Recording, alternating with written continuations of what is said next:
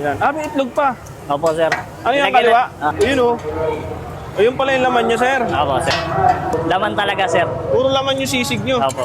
Lalagyan ko ng mayonnaise, Ano yan, sir? Japanese. Ang daming serving, ha? Opo, marami. Baka sabihin nila magreklamo pang vlogger. Hindi Ay, ka hindi naman po. order yan, eh. Hindi, order ni ate. Sa inyo po ito, ma'am.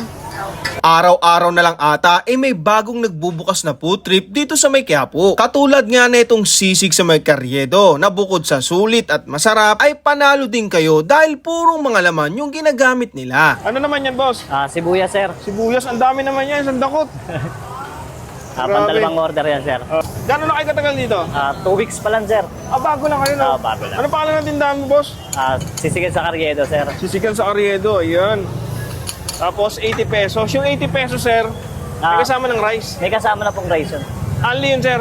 Hindi. Hindi. Ayan. Ganun talaga siya kadami, sir, no? Marami talaga, Ayan.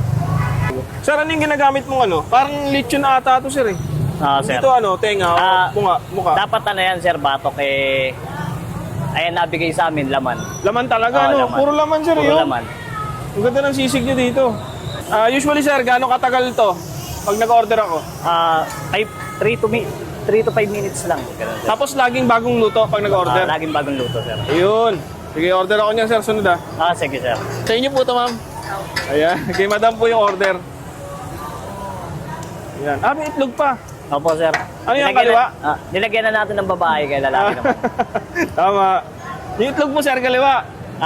Gitna ata. Ayun na yung rice, sir. Sir, rice. Plain rice lang siya. Ayun, oh. Ayun pala yung laman niya, sir. Opo, sir. Grabe. Solid yung mga laman niyo, sir, ah. Laman talaga, sir. Puro laman yung sisig nyo. Opo. Ayun, oh. Parang na nga siyang lechon sisig, no? Opo, yung sisig na po. Grabe. Nilalagyan ko ng mayonnaise, Ano yan, sir? Japanese? Hindi. Hindi naman. Grabe, no?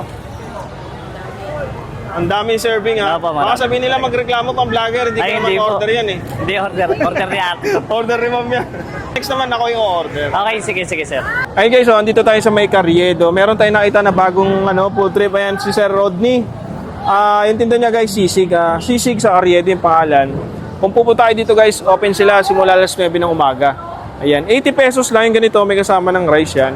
Ang ganda ng sisig nila guys. Kasi hindi siya yung para malited o mga matenga, batok. Ito guys, puro laman. Ayan o. Tapos kung napansin nyo, yung sisig na ginamit kanina dito, mukhang sisig lechon. Parang ganun. Ayan. So tikman na natin. Ayan. Meron siya mayo rin siya sa ibabaw. Sibuyas. Bagong luto.